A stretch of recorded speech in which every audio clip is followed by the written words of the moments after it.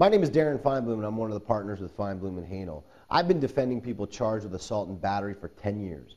I don't think I've lost a battery trial in those 10 years. The reason why I don't lose those cases is because they're usually cases of self-defense or of lack of credibility in the witness.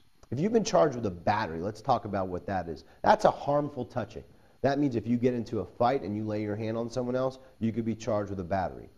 The biggest key in these types of cases is gathering as much evidence as possible early on. One thing that we want to do is get the 911 call, whoever called the police. We want to find out what exactly they said happened. Then we want to try and gather witnesses who witnessed this event.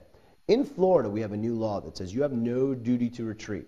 If you feel like you're in reasonable fear for your safety, you can absolutely defend yourself. So we want to investigate every defense that you have and defend you to the fullest. No one's better at fighting a battery charge than I am. So give us a call here at 1-800-FIGHT-IT. Let's talk about assault. Assault is where you put someone in immediate fear for their safety. That's another situation where you have a right to defend yourself. Many times in these cases, the state attorney's office has difficulty prosecuting. One, because the alleged victim in the case is probably the initial aggressor, but when things didn't turn out the way they wanted to, they called the police. Both of these types of charges, an assault is a second-degree misdemeanor depending on who it's upon. If it's upon a law enforcement officer, it can be a felony, but if it's on a regular citizen, it's a misdemeanor. Battery, many different types of battery. There's aggravated battery, misdemeanor battery, battery on a law enforcement officer. Some of these crimes can be extremely serious.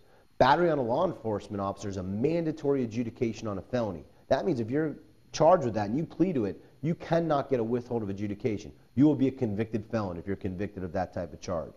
So what we want to do is, one, try and beat the case, but if for some reason the facts seem stacked against us, we want to get that case reduced down to something that doesn't involve law enforcement. So we keep you from being a convicted felon, which will prevent you from getting jobs, prevent you from keeping a gun, prevent you from Social Security benefits. These are all things that we want to do to protect you. Please give us a call at 1-800-FIGHT-IT. I'm Darren Feinblum, and I look forward to defending you.